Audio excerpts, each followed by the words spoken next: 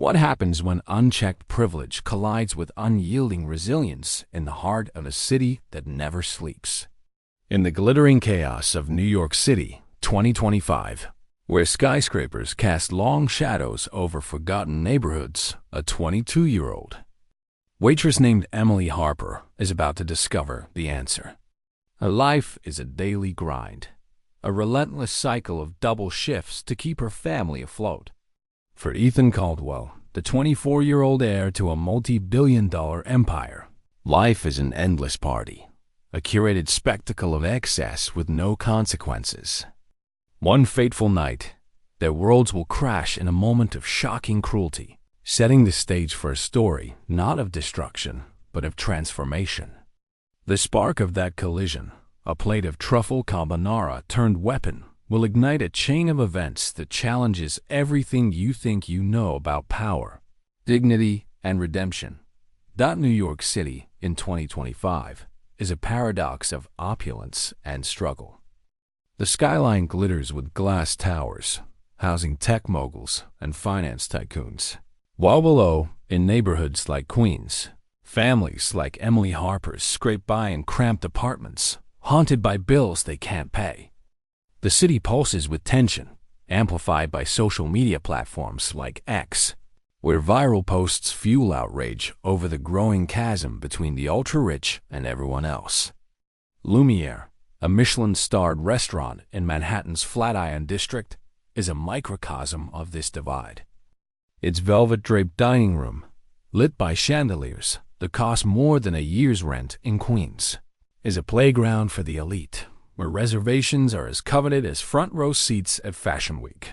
For the staff, it's a pressure cooker where every smile must be perfect, every mistake catastrophic. Emily Harper moved through Lumiere's dining room with the precision of a dancer, her black apron crisp, her dark hair pulled into a tight bun.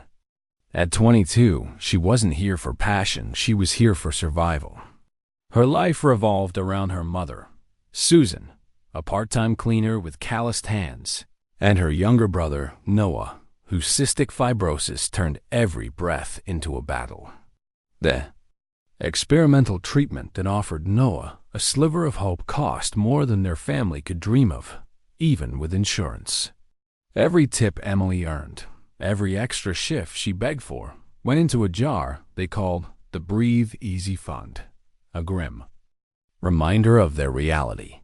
Tonight, as she balanced plates of $200 truffle carbonara, her mind wasn't on the food, it was on Noah's latest hospital bill, sitting unopened on the kitchen counter.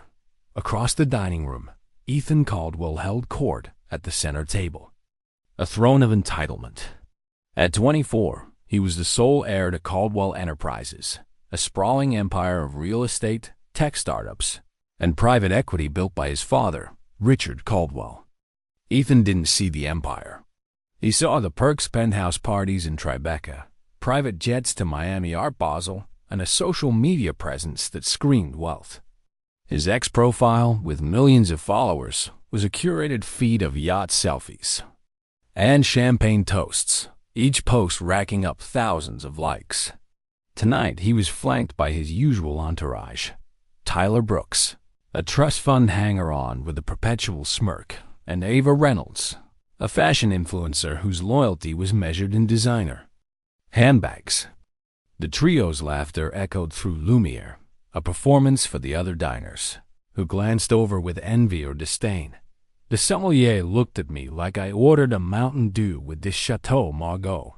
Ethan sneered, swirling his wine glass, the deep crimson liquid catching the chandelier's light. As if his entire job isn't fetching overpriced grape juice for people who could buy his vineyard. Tyler snickered, leaning back in his chair. He should be thanking you for even noticing him, man. Ava, busy filming a TikTok of her gold-dusted dessert, chimed in without looking up. Totally. The service here's been trash lately.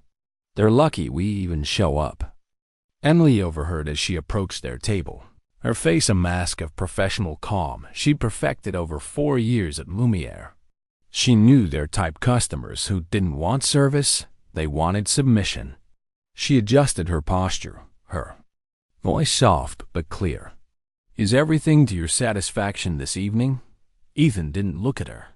He prodded his truffle carbonara with a fork, his lip curling as if he'd found a roach. This is ... what? Exactly. It's barely warm. Did the chef forget how to boil water? Emily's smile didn't waver, though her pulse quickened. I apologize, sir. I can have the kitchen prepare a fresh plate immediately. You think I have time to wait for you to figure out how to do your job? Ethan's voice was sharp. A blade wrapped in velvet. Tyler and Ava exchanged smirks, sensing the show was about to begin. This is pathetic. Of course not, sir, Emily said, her tone steady despite the heat rising in her chest. I'll inform the manager, and we'll remove the dish from your bill. Ethan finally looked up, his blue eyes cold as ice. Remove it from the bill? You think this is about money? I could buy this place and turn it into my personal skate park by morning. He leaned forward, his voice dropping to a dangerous whisper. This is about standards, competence, something you clearly know nothing about. The dining room seemed to shrink, the hum of conversation fading as nearby tables turned to watch. Emily's jaw tightened, but she thought of Noah's shallow breaths, the hum of his nebulizer, and forced herself to stay calm. I understand, sir. My apologies. But Ethan wasn't finished. He wanted a spectacle, a story to post on X later. With a deliberate flick of his wrist, he lifted his plate and upended it, the creamy carbonara splattering across Emily's white blouse, chunks of pancetta clinging like grotesque ornaments. A collective gasp rippled through the restaurant, followed by the sharp clink of silverware dropping. Ava stifled a giggle, her phone still recording, while Tyler leaned back, grinning like he'd just won a bet. Emily stood frozen, the warm sauce seeping through her blouse, a physical burn of humiliation. Her eyes locked with Ethan's, his smirk, a silent declaration of victory. For a fleeting moment, she saw him not as a billionaire heir, but as a spoiled child, empty and desperate for attention. Her professional mask shattered. She didn't scream or cry, she held his gaze, her dark eyes blazing with a fire he hadn't anticipated. I hope that made you feel powerful, she said, her voice trembling with controlled fury. Without waiting for a response, she turned and walked toward the staff room, the weight of every stare in the room pressing against her back. The faint smell of truffles and shame trailed her. Behind her, Ethan laughed, tossing his black Amex card onto the table. Cover the mess and her termination fee, he told the approaching manager, David Kessler, who was already bowing and scraping Dot in the staff bathroom. Emily leaned over the sink, scrubbing at the stain with shaking hands. Tears of rage burned her eyes, but she refused to let them fall.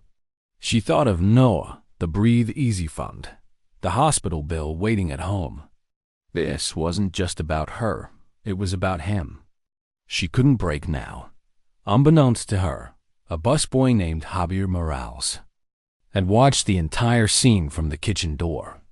His fist clenched as he saw Emily's humiliation, his own experiences with entitled customers flashing through his mind. Javier, a 20-year-old who sent half his paycheck to his family in the Bronx, knew the cost of silence. As Ethan's group left, their laughter echoing, Javier pulled out his phone and drafted an anonymous email to Rachel Nguyen, a local journalist known for exposing the city's elite. He didn't have video evidence, but he had the truth and Emily's name. Meanwhile, Ava's TikTok video of the incident hit X, racking up thousands of shares within hours. Hashtags like #RichKidsBehavingBadly and #Lumiere Scandal trended, splitting the internet into two camps, those outraged by Ethan's cruelty and those defending him, claiming Emily must have provoked him. By morning, a gossip blog, Catering to Manhattan's elite, spun a different tale, painting Ethan as a young philanthropist wronged by an incompetent waitress. The narrative was already slipping out of Emily's control, But the spark of that night was about to ignite a firestorm one. That would change everything. The city lights of New York blurred through Emily Harper's tears as she rode the Q train back to Queens, the stench of truffle carbonara still clinging to her skin. The memory of Ethan Caldwell's smirk, the sticky weight of the pasta sliding down her blouse, and the stifled giggles of his entourage burned hotter than the shame itself. At 22, Emily had endured her share of entitled customers at Lumiere, but this was different. This was a public execution of her dignity, witnessed by a room full of Manhattan's elite, and now spreading like wildfire across X. The train rattled past graffiti-streaked tunnels, each jolt a reminder of the job she'd just lost, the bills piling up, and the frail hope she carried for her brother Noah. This wasn't just a bad night. It was a fracture in the fragile scaffolding of her life, dot in the staff bathroom at Lumiere. Emily had scrubbed at the stain on her uniform until her hands were raw, the cheap soap doing little to erase the greasy smear of the humiliation. The restaurant manager, David Kessler, had summoned her to his office before she could even change. His mahogany desk gleamed under the fluorescent light, a stark contrast to his spineless demeanor.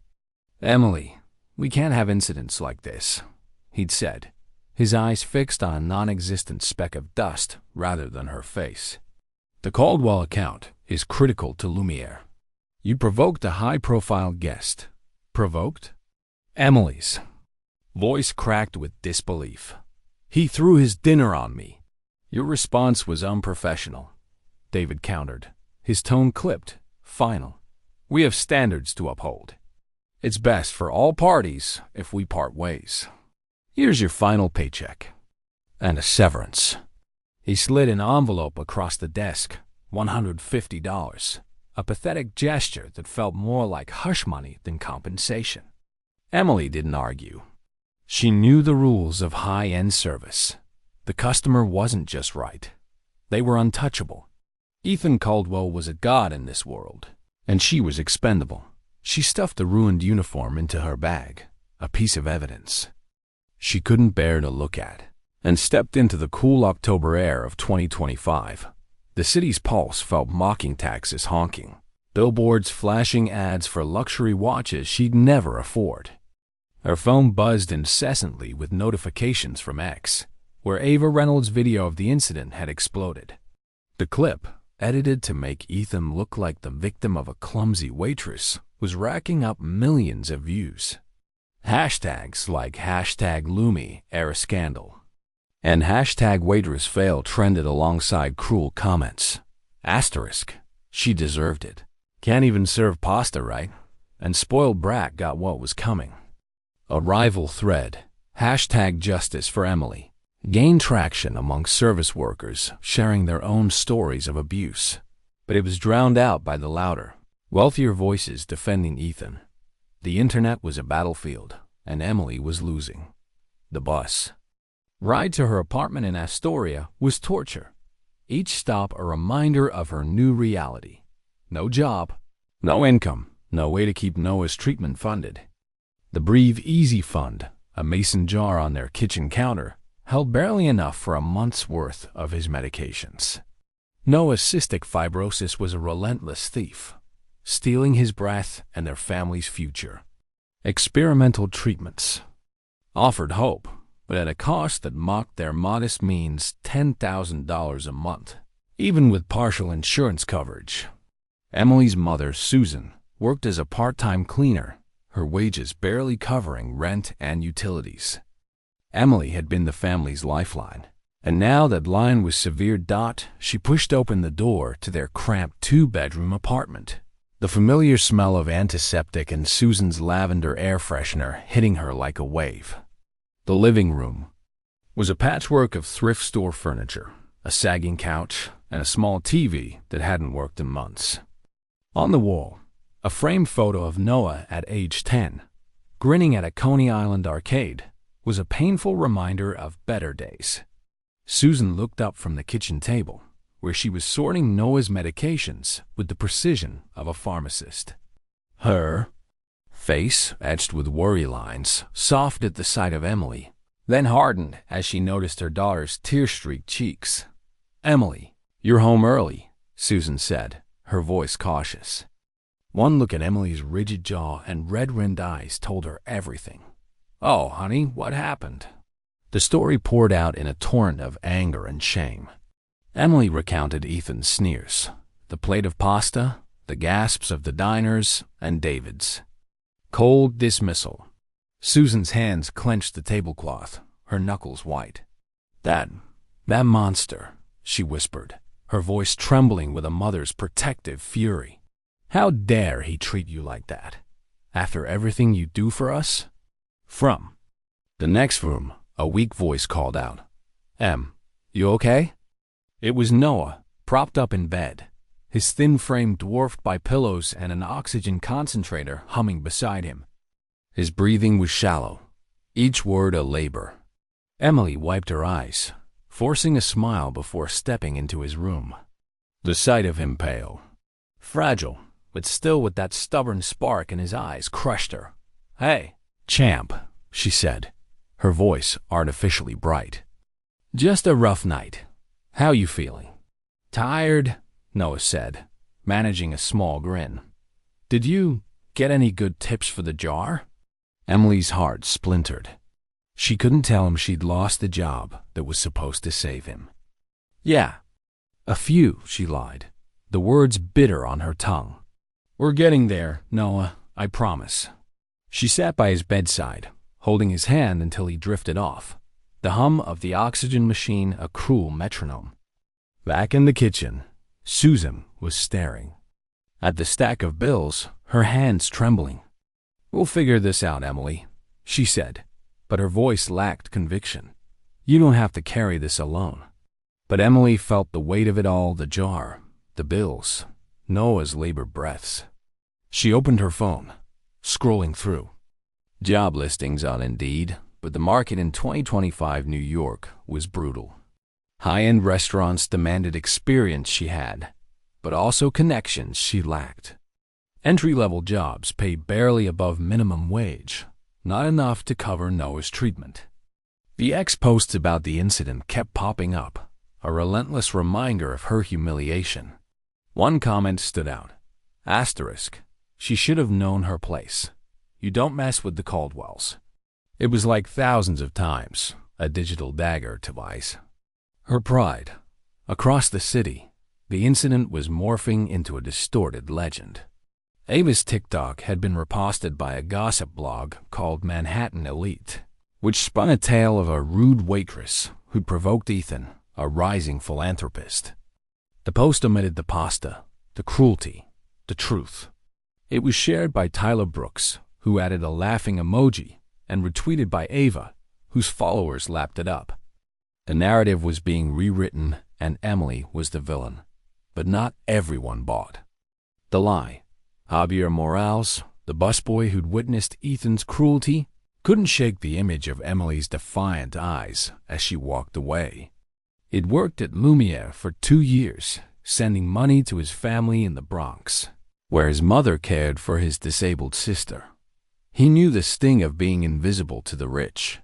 That night, after his shift, Javier sat in his cramped bedroom, typing furiously on his laptop. His email to Rachel Nugent, a journalist at the Golden Voice, was detailed and raw. Asterisk. This wasn't just bad service. This was a rich kid humiliating someone who couldn't fight back. Her name is Emily Harper. She didn't deserve this. He hit send, his heart pounding, knowing he was risking his job, but unable to stay silent. Rachel Nugent read the email at 2 a.m., her coffee gone cold. She'd built a reputation exposing the city's elite hedge fund scams, labor violations, charity frauds. The discrepancy between Javier's account and the Manhattan Elite post intrigued her. She made a call to a contact at Lumiere, confirming Emily's impeccable work record. Another call to a source in the Caldwell orbit hinted at Ethan's history of reckless behavior. Rachel smelled a story, not just about a single incident, but about a city where wealth could rewrite reality. She opened her laptop and started digging. Back in Queens, Emily lay awake, staring at the ceiling as Noah's breathing echoed through the thin walls. The severance check sat on her nightstand, a mocking $150. She didn't know about Javier's email or Rachel's investigation. She didn't know that across Manhattan, in a penthouse overlooking Central Park, Ethan Caldwell was scrolling through X, smirking at the Manhattan Elite Post. To him, Emily was a footnote, a glitch in his perfect world, already forgotten. But the echoes of his cruelty were spreading, ripples in a pond he couldn't control. The stage was set for a reckoning, one that would shatter the foundations of his privilege and lift Emily from the ashes of her worst night. High above the glittering chaos of Manhattan, in a minimalist office that commanded the skyline, Richard Caldwell sat like a general surveying a battlefield. The top floor of Caldwell Enterprises headquarters was a shrine to precision steel. And glass walls, a single oak desk that had belonged to his father, and floor-to-ceiling windows framing a city he'd conquered through decades of relentless work. At 60, Richard was a man of quiet intensity, his gray eyes sharp enough to cut through lies, his tailored suit a second skin of authority. He'd built a multi-billion-dollar empire from a single real estate deal in the 1980s, navigating booms and busts with a discipline forged in his own hardscrabble youth. But today, as he stared at his tablet, the weight of his greatest failure pressed heavier than any market crash. His son, Ethan. Richard had always known Ethan's flaws, his arrogance, his laziness, the way wealth had insulated him from reality. He'd hoped time would temper the boy, that the bright curiosity of Ethan's childhood would resurface. But the email on his screen, forwarded by James Sullivan, his head of security and a former FBI agent, shattered that hope. The subject line was stark. Incident at Lumiere involving Ethan Caldwell. The message, from an anonymous busboy named Javier Morales, detailed Ethan's cruelty to a waitress named Emily Harper, condescending remarks, a plate of carbonara dumped on her uniform, and her subsequent firing. Richard read the account twice, his jaw tightening with each word. This wasn't just a scandal. It was a moral failing, a betrayal of everything he'd tried to build. He leaned back in his leather chair, the city lights below twinkling like a galaxy he owned but could no longer control. Richard's own story was the stuff of legend. The son of a Brooklyn dock worker, he'd clawed his way up through sleepless nights and risky investments, driven by the memory of his younger sister, who died at 12 from an infection their family couldn't afford to treat. That loss had fueled him, a fire that burned through every obstacle. He'd given Ethan every advantage: private schools, global travel, trust funds. But in doing so, he'd stripped away the struggle that had forged his own character. Ethan wasn't just spoiled. He was becoming a tyrant, wielding wealth like a weapon. And Richard had enabled it. The email wasn't the only warning. James Sullivan, a stoic man whose loyalty was matched only by his discretion, had attached a note. Asterisk, sir, a journalist, Rachel Nguyen, is investigating. This could attract unwanted attention. Asterisk, Richard's PR team could squash a news story in hours. Leaks were a fact of life in his world, but this wasn't about optics. It was about Ethan's soul. And it was about Emily Harper, a name that meant nothing to Richard until he opened the dossier James had compiled overnight. The file was thorough, clinical, and devastating. Emily Harper, 22, had a spotless record at Lumiere, praised by colleagues for her professionalism despite grueling 12-hour shifts. She lived in a 2-bedroom apartment in Astoria with her mother, Susan, a part-time cleaner, and her brother, Noah, a 16-year-old with cystic fibrosis. The dossier included medical records. Noah's experimental treatment cost $10,000 a month, barely covered by their patchwork insurance. A handwritten note mentioned the Breathe Easy Fund, a jar where Emily poured every tip. Richard paused. At that detail, a pang of memory hitting him. The tin can where he'd saved pennies for his sister's medicine. Never enough. Emily's life was his own past, mirrored across decades, and Ethan had crushed her dignity for sport. Richard's anger wasn't hot or reckless. It was a cold, calculated resolve. He'd been too passive, hoping Ethan would find his own path. He'd been wrong. This wasn't a problem to manage with money or influence. It was an opportunity, a chance to salvage his son, to right a wrong, and to teach a lesson so profound it would either forge Ethan into a man or break him entirely. He picked up his phone. "James," he said, his voice a low growl. "Get me everything on David Kessler, Lumiere's manager. Financials, contracts, I want leverage. And dig deeper on Emily Harper, her family, her aspirations, her character." "Right away, sir," James replied, his tone as steady as ever. "And one more thing," Richard added.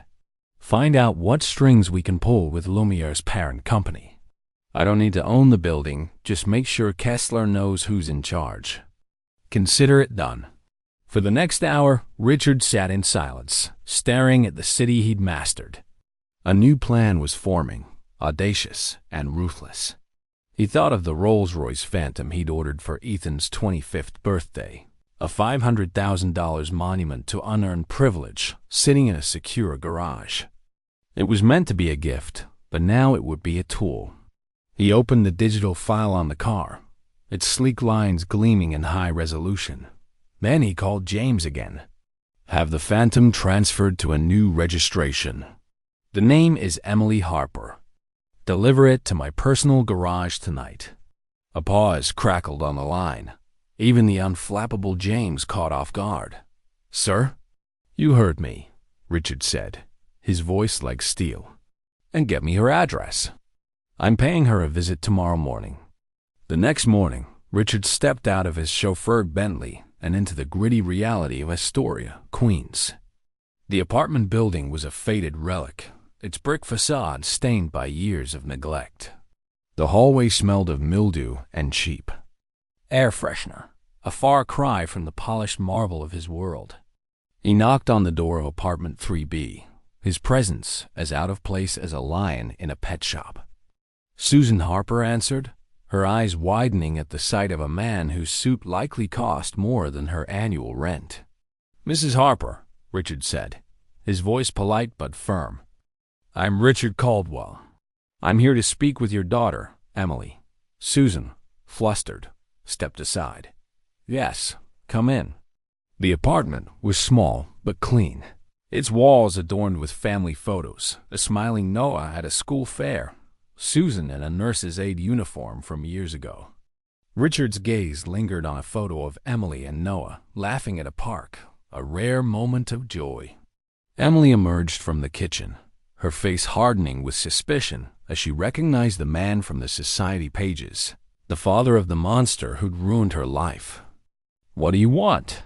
she asked, her voice sharp, instinctively stepping in front of her mother. Richard met her gaze, his expression unreadable but devoid of pity. "Miss Harper," he said, "I'm not here to offer an apology. Words are meaningless without action." He reached into his jacket and placed a single object on the chipped coffee table, a gleaming Rolls-Royce key fob, its double R logo catching the dim light. Emily stared, bewildered, her mind racing to make sense of the gesture. "Is this a joke?" she said, her voice low, laced with distrust. "Some kind of payoff to keep me quiet?" "My silence isn't for sale." Richard's lips twitched, the faintest hint of approval. "It's not a payoff, and it's not a gift. It's a job offer. And your first assignment involves my son." The air in the cramped apartment thickened with disbelief. Susan's eyes darted from the key to Richard, her hands trembling with a mix of awe and fear. Emily stood rigid, her arms crossed, her dark eyes burning with defiance. She'd been a pawn in Ethan's game once. She wouldn't be again. "A job offer?" she said, her tone cutting. "What kind of job involves a Rolls-Royce?" Richard gestured for them to sit. but he remained standing, a commanding presence. "My son, Ethan, is a product of my failures," he began, his voice heavy with disappointment. "I gave him everything: wealth, opportunity, freedom except consequence. What he did to you at Lumiere wasn't an accident. It was the result of a life without limits. I'm here to impose them." He paused, letting the weight of his words settle. "I'm establishing the Caldwell Community Fund, a new philanthropic arm of my company. Its mission is to support people like you, families fighting illness, poverty, systemic neglect. I want you to run it, Miss Harper. Executive Director. With a starting salary of $250,000 a year, full medical benefits for your family, and a discretionary fund to start immediately." Susan gasped, her hand flying to her mouth. The number was life-altering, a lifeline for Noah's treatment. Emily's jaw dropped, but her skepticism held firm. "I'm a waitress," she said. "I don't know how to run a foundation." "You know struggle," Richard countered. "That's worth more than any MBA. You have integrity, resilience. I can hire suits to handle paperwork. I can't hire character." "And the car?" Emily asked, glancing at the key, her voice wary. "The Rolls-Royce is your company car," Richard said. "It's also a symbol. Your first project is Ethan." He leaned forward, his eyes intense. "As of this morning, I've cut him off. Every trust fund, every credit card. He's penniless. And thanks to a conversation I had with David Kessler, Ethan has a new job. Dishwasher at Lumiere, minimum wage, double shifts. You'll drive him to work in that car, Miss Harper. You'll be his overseer." The plan was staggering, a masterstroke of poetic justice. Emily would not be Ethan's victim. She'd be the architect of his reckoning. The Rolls-Royce wasn't a gift. It was a gleaming reminder of the world he'd lost and the woman he'd wronged. Emily's mind reeled. The key on the table, a portal to a future she couldn't fathom, but also a trap she didn't trust. The Caldwell family estate in the Hamptons was a fortress of old money. Its oak-paneled study lined with first-edition books and portraits of stern-faced ancestors glaring down like judges.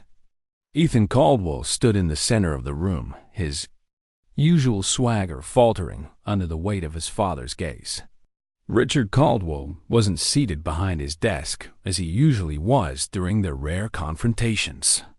He stood by the window, a silhouette against a fading twilight, a glass of scotch in his hand reflecting the dying light. The air was thick with tension, the kind that made Ethan's skin prickle despite his $1,000 jacket and practiced nonchalance. At 24, he'd faced boardrooms, paparazzi, and hangovers. But nothing unnerved him like his father's silence. "You wanted to see me?" Ethan asked, his voice aiming for confidence, but landing closer to unease. Richard turned slowly, his gray eyes like granite. "I had a conversation with James Sullivan today," he began, his tone calm but laced with a dangerous edge. "About an incident at Lumiere." Ethan's bravado flickered. James Sullivan, his father's ex-VI security chief, was a bloodhound for trouble, especially Ethan's. He leaned on the familiar script, the one he'd already fed to his followers on X. Oh, that? It was nothing. The waitress was incompetent. Mouthing off, I complained to the manager, and he handled it. Some people aren't cut out for their jobs. He shrugged, as if dismissing a faulty gadget. Richard's silence stretched, an eternity that made Ethan shift uncomfortably. "That's not what I heard," he said finally, taking a slow sip of his scotch. "I heard you dumped a plate of pasta on a young woman's uniform in front of the entire restaurant." Ethan's stomach twisted. He was cornered, but he doubled down, his voice rising. "She had an attitude. What was I supposed to do? In my position, people expect standards. I'm protecting the Caldwell name from mediocrity." Richard let out a short, bitter laugh that cut deeper than any shout. "The Caldwell name? You think tormenting a waitress for amusement protects our name? That's not strength, Ethan. That's the tantrum of a weak, spoiled child. The words landed like a slap.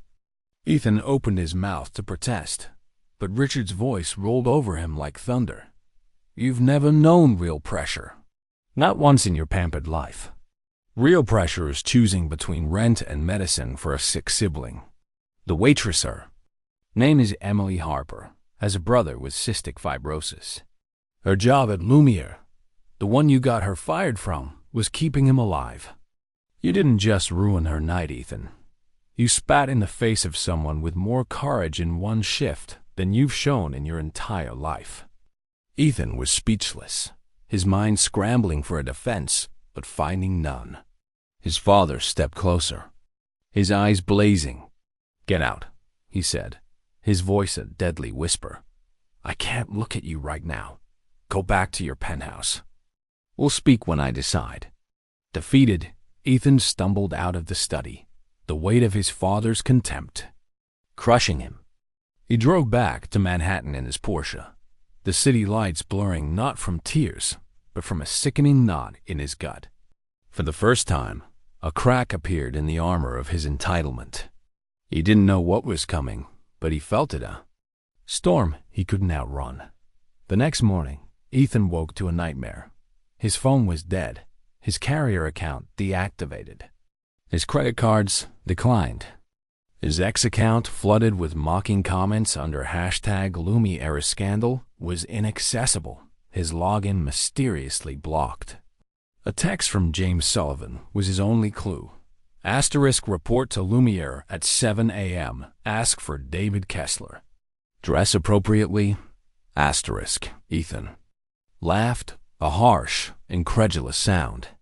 This was a prank, a power play to scare him straight. His father always relented. He threw on designer jeans and a $1,200 jacket, expecting a quick resolution dot at 6:45 a.m. A Rolls-Royce Phantom pulled up outside his Tribeca penthouse, its sleek black frame gleaming under the streetlights. Ethan grinned, assuming it was the birthday gift his father had hinted at. A bit dramatic, but he always comes through, he muttered, striding toward the passenger door. It was locked.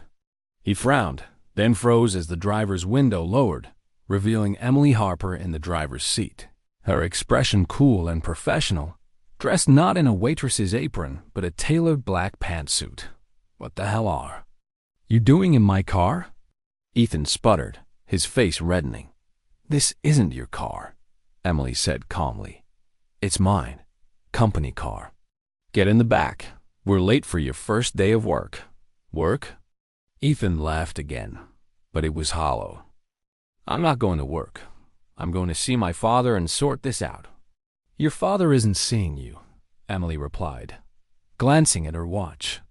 Your new boss, David Kessler, is expecting you in 45 minutes. Get in. The truth hit Ethan like a freight train. This wasn't a joke. His phone, his cards, his life gone. The doorman, usually deferential, stared with barely concealed amusement. With no other options, Ethan yanked open the back door and slid into the plush leather seat, the scent of new car mocking him. The ride to Lumiere was silent, suffocating. Emily didn't gloat or lecture. Her indifference was worse. She was in control, and he was nothing at Lumiere's back entrance. David Kessler greeted them, his usual sycophantic charm replaced by nervous efficiency. Richard's influence was clear. David's parent company had received a friendly call from Caldwell Enterprises, hinting at financial consequences if he didn't comply. Caldwell, David said, avoiding Ethan's glare. Your station's in the back. Javier will show you the ropes. Javier Morales, the busboy who'd sent the email to Rachel Nguyen, was now head dishwasher, a promotion orchestrated by Richard's quiet maneuvering. Javier looked at Ethan with weary indifference, pointing to a box of gloves. Scrape the plates, rack them, run them through the sanitizer. Don't break anything. The kitchen was a hellscape of heat and noise. Industrial dishwashers roared, their steam scalding Ethan's skin through his designer clothes. The stench of leftover food, half-eaten steaks, congealed sauces made his stomach churn. His first task was a stack of plates crusted with the same carbonara he'd thrown at Emily. The irony was suffocating. The other staff, who knew exactly who he was, watched with a mix of contempt and curiosity. They didn't mock him outright. Their silence was worse, an unspoken judgment that isolated him in his disgrace. Ethan's hands, soft from a life of luxury, burned under the hot water. His jacket, stained with grease within an hour, was useless in the sweltering kitchen. He tried to protest to Javier. "This is insane. I don't belong here." But Javier just shrugged. "Nobody cares who you were out there. And here, you're just a new guy." Ethan's friends, Tyler and Ava, didn't answer his texts. He was alone, a fallen prince in a kingdom of grease and grime, by the end of his 12-hour shift. Ethan's back ached, his hands were raw, and his ego was battered. He stumbled out to the alley, where Emily waited by the Rolls-Royce, its polished surface a cruel mirror of his former life. "Get in," she said, her voice neutral. The ride to his new home, a furnished studio in a working-class part of the Bronx, arranged by Richard, was silent. Ethan slammed the car door and trudged inside, the reality of his punishment sinking in. He was no longer the heir to an empire. He was a dishwasher, and the woman he'd humiliated was his overseer. Across town, Rachel Nguyen's investigation was gaining steam.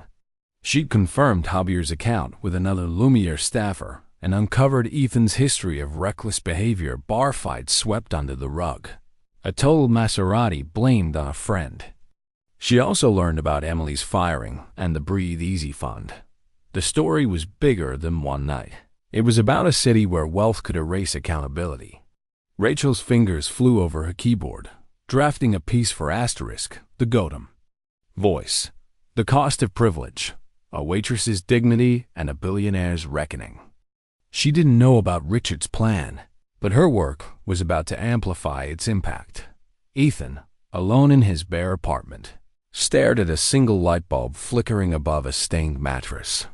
His phone, now useless, lay on the counter next to a loaf of bread he'd bought with his last $10.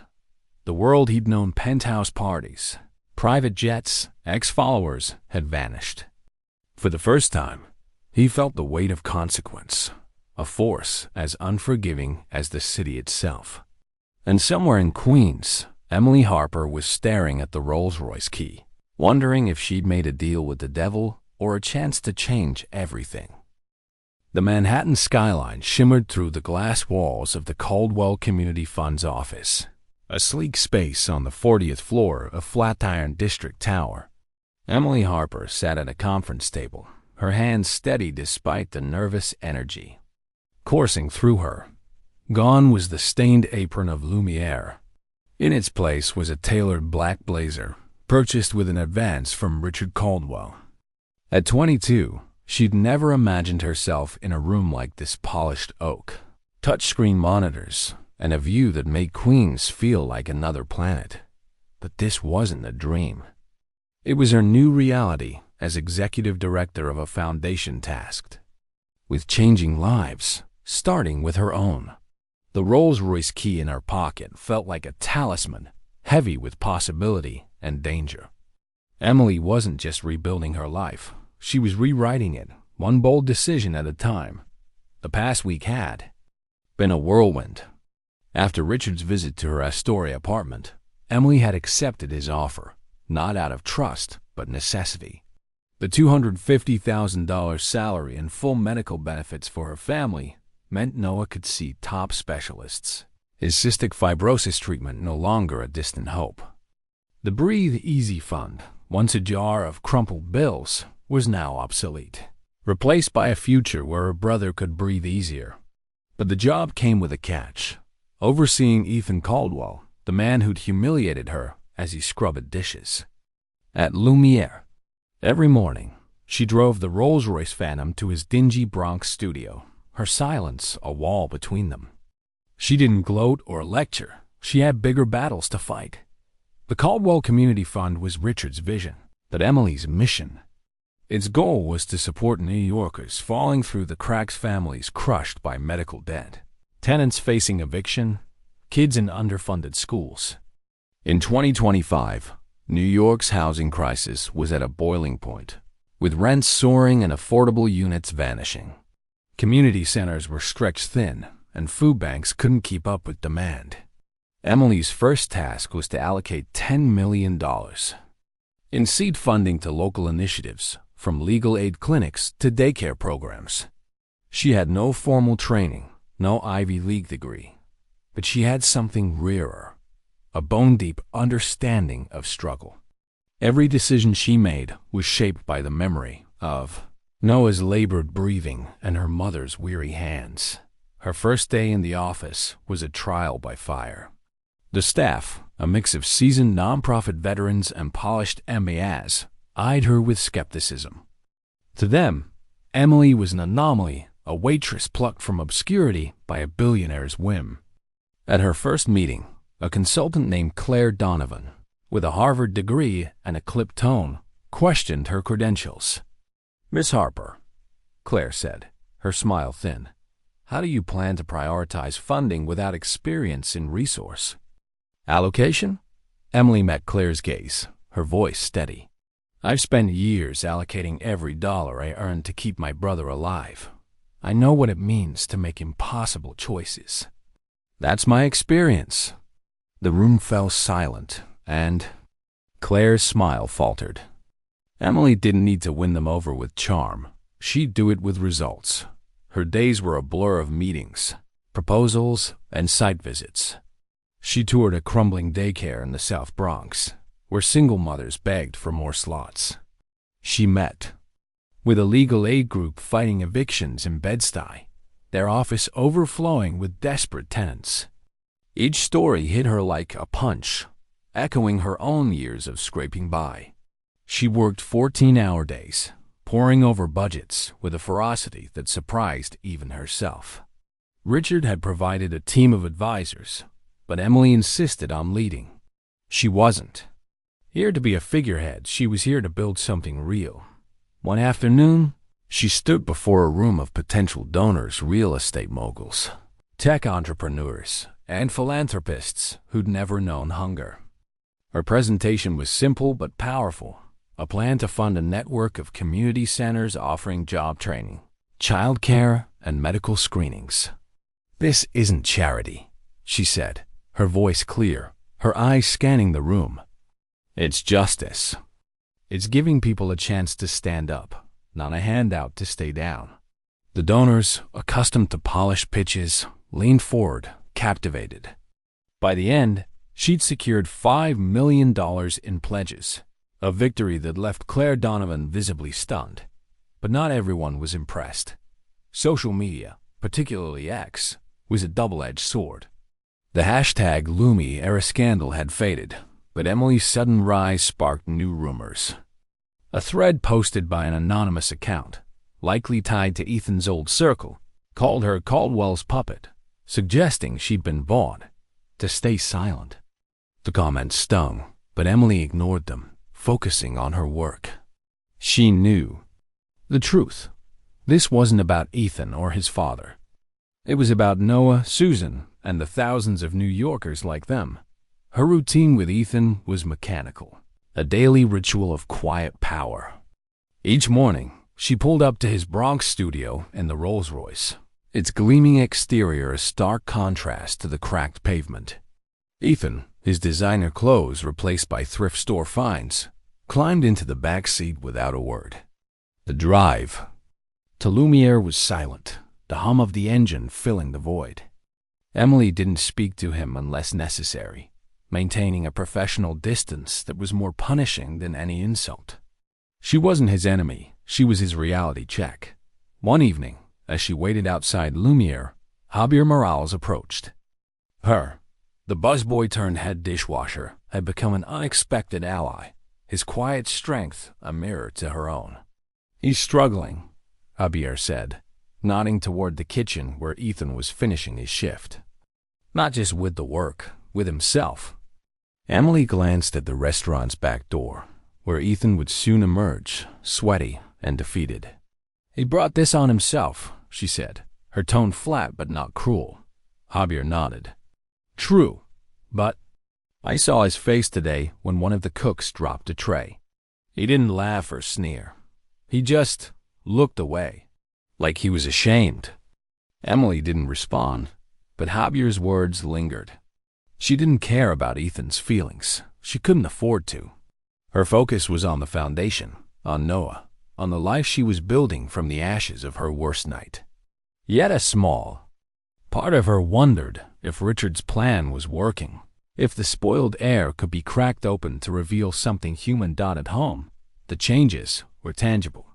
Susan had quit her cleaning job, her days now spent managing Noah's appointments with specialists funded by the foundation's benefits.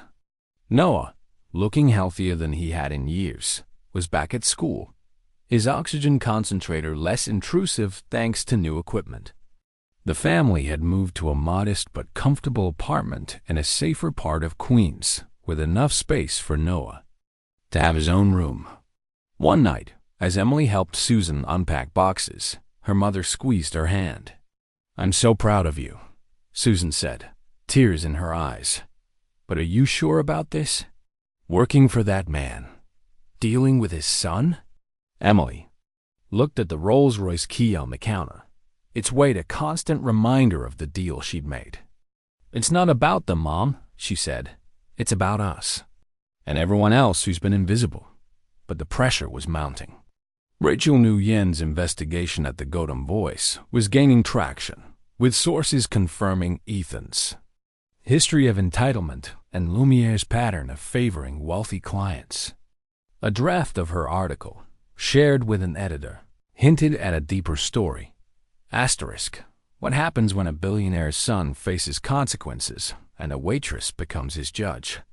The piece wasn't public yet, but whispers were spreading on X, with #Caldwell Reckoning gaining steam among activists and service workers. Emily didn't know about Rachel's work, but she felt the city's pulse shifting, as if her story was becoming part of something larger. In her office, late at night, Emily reviewed a proposal for a mobile health clinic targeting underserved neighborhoods. The numbers were daunting, but she saw faces behind them, mothers like Susan, kids like Noah. She was good at this, she realized, not because of training, but because she'd lived it. The Rolls-Royce, parked in a secure garage below, was no longer just a car. It was a symbol of her power, her purpose. But as she drove Ethan to Lumiere each morning, she couldn't shake the feeling that this was only the beginning. Richard's plan was unfolding, and she was at its center, a woman who turned humiliation into strength, but was still navigating a world where trust was a luxury she couldn't afford. The kitchen at Lumiere was a crucible, a relentless assault of heat, noise, and stench that stripped away pretense like grease from a pan. Ethan Caldwell, once the golden heir of Caldwell Enterprises, stood hunched over a stainless steel sink, his hands submerged in scalding water, scraping congealed truffle carbonara from plates that mocked him with their familiarity. At 24, he'd traded penthouse parties for a dishwasher's apron, his designer clothes replaced by a thrift store t-shirt soaked with sweat and grime. 3 weeks into his punishment, his soft hands were blistered, his back ached, and his ego was a battered relic, eroded by the relentless drudgery of minimum wage labor. The world he'd known, private jets, ex-followers, the adoration of sycophants like Tyler Brooks and Ava Reynolds had vanished, leaving him alone in a reality he couldn't charm or buy his way out of. Each day began the same. Emily Harper, pulling up in the Rolls-Royce Phantom, its polished exterior a cruel reminder of the life he'd lost. Ethan would climb into the back seat, his jaw tight, avoiding her gaze in the rearview mirror. Her silence was worse than any lecture. It was indifference, a confirmation that he was no longer the center of anyone's universe. At Lumiere, the kitchen staff treated him with the same cold detachment. Javier Morales, the head dishwasher who witnessed Ethan's cruelty to Emily, offered no warmth, only curt instructions. Scrape harder. Don't clog the machine. The other workers, cooks, busboys, prep staff knew exactly who he was. Their sidelong glances a mix of contempt and morbid curiosity. They didn't haze him. They simply ignored him. Their silence a louder judgment than any insult. The work was punishing. The industrial dishwasher roared like a dragon, its steam searing Ethan's skin. The air reeked of spoiled food and bleach, a stench that clung to his clothes, his hair, his soul. His first paycheck, a measly $300 after taxes, barely covered. Groceries, generic noodles, day-old bread, a far cry from the $200 plates he'd once critiqued. His Bronx studio, a cramped box with peeling paint and a flickering light bulb, was a daily humiliation. He'd tried calling Tyler and Ava, but their silence was deafening. Ava's ex-profile, once filled with photos of their escapades, now showcased. New friends, new parties, new benefactors. A viral post with #CaldwellDownfall mocked him as the dishwasher prince, racking up thousands of likes. The internet, his former playground, was now a coliseum where he was the gladiator no one rooted for. Ethan's defiance had faded by the second week. At first, he'd argued with Javier, refusing tasks he deemed beneath him. "I'm not some. Nobody," he'd snapped, shoving a plate too hard and cracking it. Javier's response was a shrug. "You are now." The truth of those words gnawed at him. He was nobody, not to the staff, not to his old friends, not even to Emily, who drove him to and from this hell with the precision of a metronome. The Rolls-Royce, meant to be his birthday gift, was her throne now, a gleaming symbol of his fall. But the kitchen wasn't just a punishment, it was a mirror. Ethan began to notice the lives around him, lives he'd never seen from his penthouse.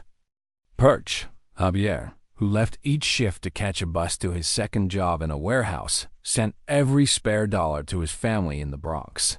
Maria, a prep cook, spent her breaks on the phone with her daughter, promising to be home for bedtime despite double shifts. One night, Ethan overheard a busboy, Carlos, talking about skipping meals to afford his kids' school supplies. These were the realities of 2025 New York, where inflation had pushed rent and groceries out of reach for the working class. And Ethan, who'd once mocked a $200 pasta as lukewarm, was now scraping its remnants into a trash bin.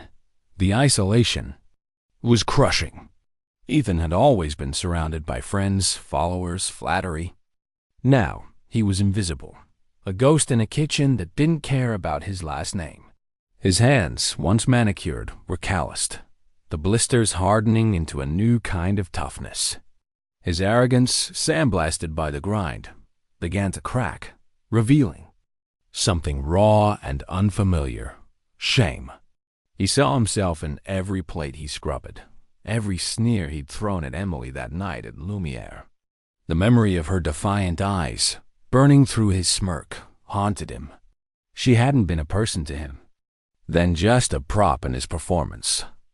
Now, she was everywhere, her presence in the Rolls-Royce a daily reminder of his failure. One evening, 3 weeks in, the dam broke. Ethan climbed into the back of the Phantom, reeking of bleach and exhaustion, his thrift store sneakers squelching from a spilled bucket. Emily, as always, said nothing, her focus on the road. The silence was too much. "This is what you wanted, isn't it?" He spat, his voice thick with self-pity. "To see me like this, covered in garbage, humiliated. Does it make you happy?" Emily's eyes stayed on the traffic, her voice calm but cutting. "I don't think about you at all during the day, Ethan. I'm busy. I'm helping families avoid eviction, funding programs for kids who'd never get a chance otherwise. Your suffering isn't on my agenda." The words hit harder than any insult. Ethan had assumed he was the star of her revenge, the focus of her every thought.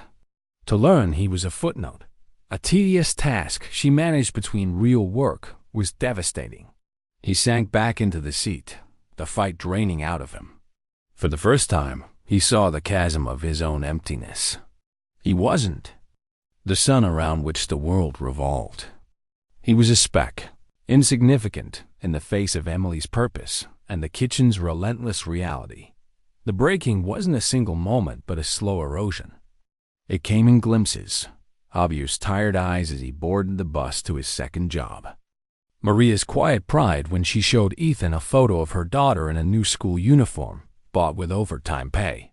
The way Carlos counted his tips twice, hoping for enough to cover a doctor's visit. Ethan began to see the world from the ground up, a perspective he'd never known. He stopped arguing with Javier, stopped flinching at the dishwasher's heat. He didn't like the work, he hated it, but he began to do it. Not out of fear, but because there was no other choice. Across the city, Rachel Nguyen's investigation was nearing a tipping point. Her sources had confirmed Ethan's history of entitlement, a DUI swept under the rug, a nightclub brawl settled with cash. She'd also interviewed a former Lumiere server who corroborated Javier's account of Emily's firing. Rachel's draft for the Godum Voice was taking shape. Asterisk, from penthouse to dish pit, the fall of Ethan Caldwell. She didn't know about Richard's plan or Emily's new role, but her article was poised to amplify the story, with hashtag Caldwell reckoning trending on X among service workers and activists. The public was hungry for a tale of justice, and Ethan's downfall was feeding that appetite. In his Bronx studio, Ethan sat on the edge of his mattress, staring at a half-eaten pack of instant noodles. The flickering light bulb cast shadows on the peeling walls, a stark contrast to his former penthouse's floor-to-ceiling windows. His phone, reactivated with a basic plan by Richard, buzzed with a notification, a cruel X comment. Asterisk, dishwasher prince eating his words now. Hashtag Caldwell downfall. He didn't reply. He didn't have the energy. Instead, he thought of Emily, driving the Rolls-Royce, building a life from the ruins he'd created. He didn't know her story, not yet, but he felt the weight of her strength, a force he couldn't ignore. The crack in his ego was widening, and something new was seeping through. A flicker of self-awareness, fragile but growing. The kitchen at Lumiere was a relentless machine, its rhythm of clanging pots and hissing steam a stark contrast to the polished elegance of the dining room beyond. Ethan Caldwell, now 2 months into his sentence as a dishwasher, moved through the chaos with a weary competence. His hands, once soft and manicured, were rough with calluses. The blisters of his early weeks hardened into proof of survival. At 24, he'd traded the spotlight of Manhattan's elite for the shadows of a grease-stained apron. His former life a distant memory, mocked by the hashtag Caldwell downfall. Posts still circulating on X, but something was shifting inside him. Not a dramatic epiphany, but a slow, grinding awakening like a rusted gear turning after years of neglect. The kitchen had broken him, and in its heat, something new was being forged. Each day followed the same punishing routine. Emily Harper arrived. At 7 a.m. in the Rolls-Royce Phantom, its sleek presence a silent rebuke as Ethan climbed into the back seat. Her professional distance hadn't softened, but her silence no longer felt like a weapon.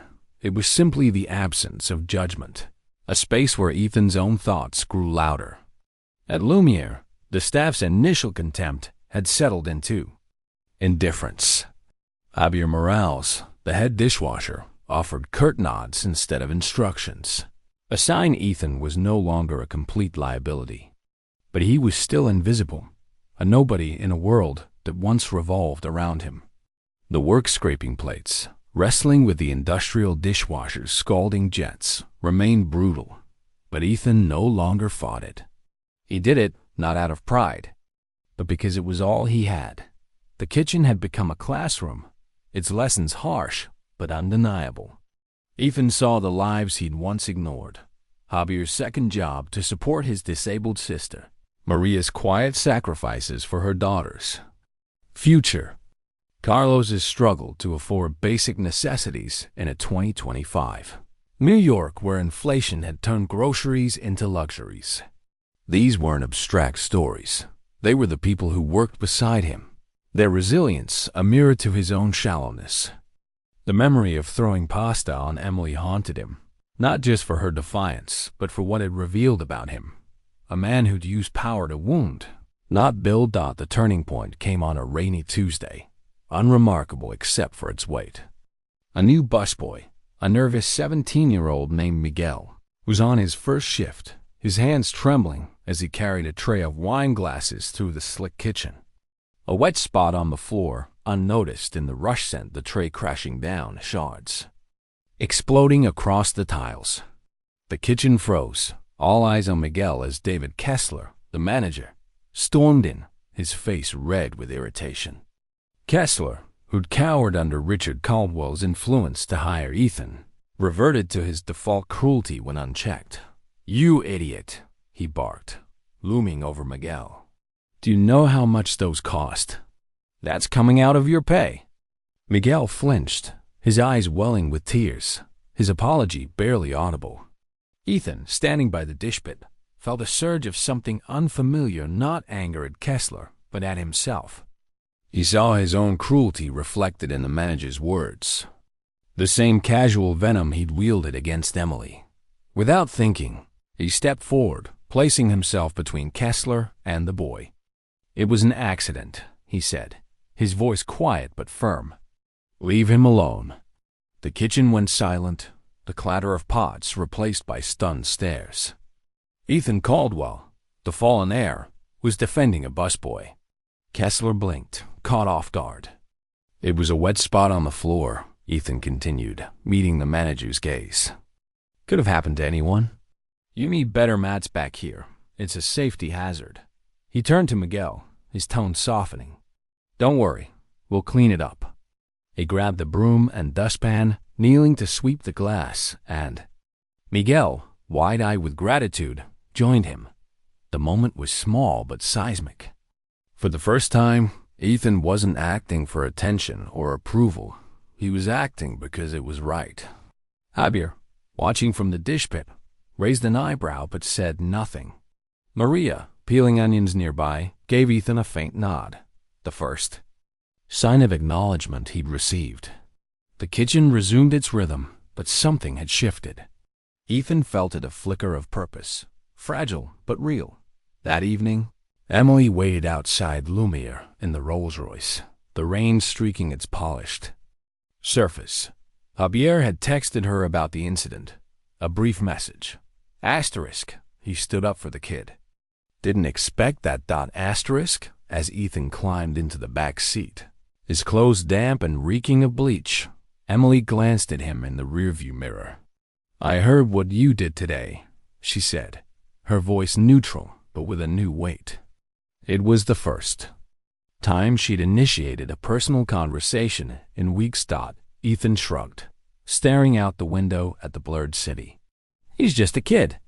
His voice was tired, but there was no defiance, no self-pity. The silence that followed was different, not tense, but thoughtful, a crack in the wall between them.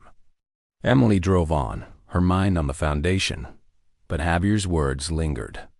Ethan wasn't the man he'd been, not entirely. She didn't trust him, she might never, but she saw the change, small as it was. A week later, Richard Caldwell summoned Emily to his office at Caldwell Enterprises. The minimalist space, with its steel walls and sprawling view of Manhattan, felt like a command center. Richard stood by the window, his gray eyes assessing her. "He's ready," he said, after Emily recounted the kitchen incident. "The punishment phase is over. It's time to see what we've built." Emily nodded, unsure what ready meant but sensing the weight of the moment. Richard's plan had been ruthless, but it was working not just for Ethan, but for her. The Caldwell Community Fund was gaining traction, with local news covering her initiatives and #Caldwell reckoning shifting on X to include praise for the foundation's work. Rachel Million's article, now published in the Golden Voice, had gone viral, framing Ethan's downfall and Emily's rise as a story of justice in a city starved for it. The article didn't mention Richard's plan, but it amplified the narrative, with activists and service workers rallying behind Emily. The next morning, Emily didn't drive Ethan to Lumiere. Instead, she pulled up to a modest house in a quiet Queens neighborhood, where her family had relocated thanks to the foundation's benefits. Noah, looking stronger than he had in years, was kicking a soccer ball in the front yard, his oxygen concentrator tucked discreetly in a backpack. Susan was tending a small garden, a luxury she hadn't had in Astoria. Ethan, confused, followed Emily out of the car. "What are we doing here?" he asked, his voice wary. "This is my home," Emily said simply. "My mother wants to thank you." "Thank me?" Ethan's brow furrowed. "For what?" "Not for what you did," Emily clarified, turning to face him. "For what you went through. Without it, none of this would be possible." Susan approached, holding a tray with 2 cups of coffee, her expression not warm but open. Noah waved shyly, his smile unguarded. Ethan stood frozen, the weight of their forgiveness heavier than any punishment. He saw the life he'd nearly destroyed, the garden, Noah's tentative strength, Emily's quiet authority. For the first time, he felt the full depth of his actions, not as a story on X or a lecture from his father, but as a wound he'd inflicted on a family. His throat tightened, his eyes stinging with tears he hadn't shed in years. "I'm so sorry," he whispered, his voice breaking. "For everything. I was a monster." Emily nodded, her expression not unkind but unflinching. "Yes, you were. The question is, who are you going to be now?" The words hung in the air, a challenge and an invitation. Ethan didn't have an answer, not yet. But as he sipped the coffee Susan offered, sitting awkwardly on their porch, he felt something shift. This wasn't redemption, not fully, but it was a moment of clarity in the fog of his shame. Emily watched him, her guard still up, but her perspective softening. She wasn't his friend, and she might never be. But she saw the crack in his armor, the possibility of something better. Across the city, Rachel Nguyen's article continued to ripple, sparking debates on X about privilege, accountability, and the power of consequence.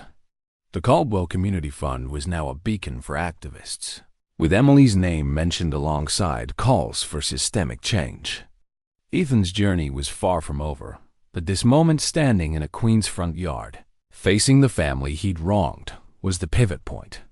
The man he'd been was crumbling, and the man he could become was just beginning to take shape.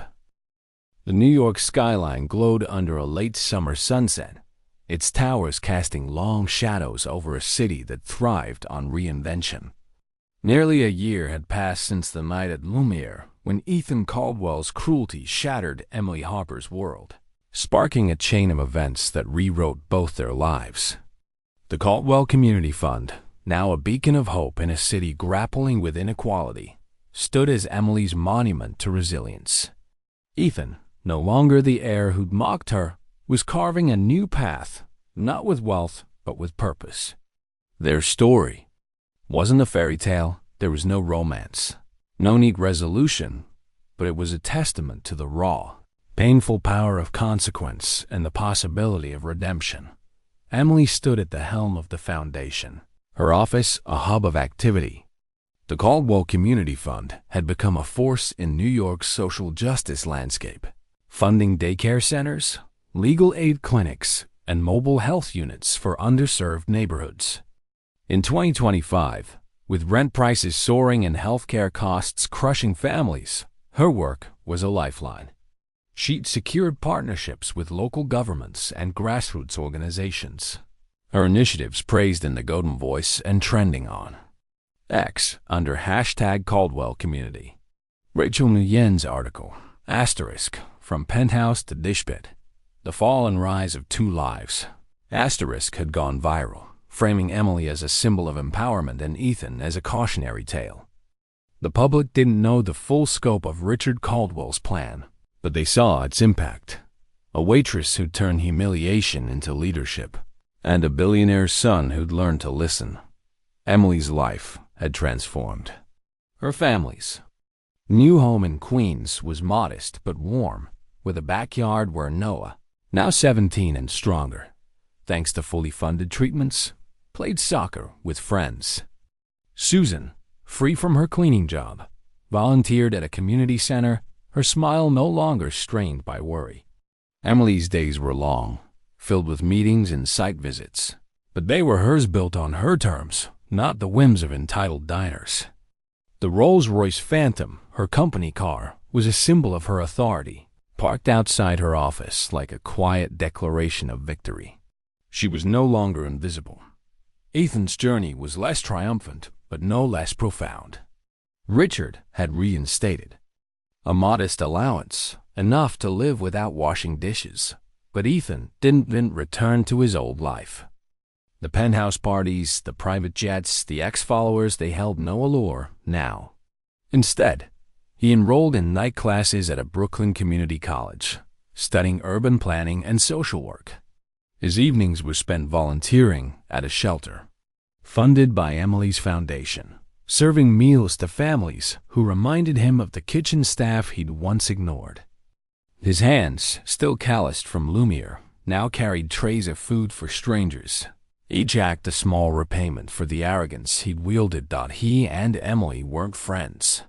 The chasm of their history was too wide for that, but a new dynamic had emerged, built on hard-earned respect. Ethan occasionally sent her proposals for the foundation, ideas born from his volunteer work, a job training program for ex-convicts, a mentorship network for at-risk youth. They were good ideas, grounded in the realities he'd come to understand. Emily reviewed them with the same impartiality she applied to all submissions, approving some, rejecting others. Their interactions were professional, marked by brief nods or curt emails, but there was no hostility. They were two people whose lives had collided in ugliness, but had found a way to coexist in purpose. One afternoon, nearly a year after the Lumiere incident, Ethan sat across from Richard in his father's office at Caldwell Enterprises. The minimalist space, with its steel walls and sprawling view, no longer intimidated him. Richard slid a portfolio across the oak desk, his gray eyes assessing but not unkind. "I've reviewed your proposals," he said. "They're impressive. The foundation needs a second division, focused on long-term infrastructure, community centers, affordable housing, systemic change. It needs an architect." Ethan looked at the portfolio, a job description for a leadership role. It wasn't a gift or a punishment. It was an opportunity, one he'd have to earn. "I've learned to listen," he said simply, meeting his father's gaze. "Emily's doing incredible work, but I see gap systems that need fixing, not just bandaging." Richard nodded, a rare flicker of pride in his expression. "The position is open. Apply like everyone else. Earn it." Ethan took the portfolio, his hands steady. He left the office not with the swagger of an heir, but with the quiet resolve of a man ready to build something of his own. Outside, he saw Emily step out of the Rolls-Royce, heading into the building for a meeting. Their eyes met across the plaza, and for a moment, the weight of their shared history hung between them. There was no smile, no warmth, just a nod, a silent acknowledgement of two lives remade from wreckage. She was a director. He was an applicant. They were no longer defined by that night at Lumiere, but by what they'd built since. The city moved on, its pulse relentless. Rachel Nguyen's article had sparked a broader conversation on X, with hashtag Caldwell Reckoning evolving into a hashtag for stories of accountability and change. Service workers shared their own experiences, and activists pushed for reforms in labor laws, citing Emily's foundation as a model.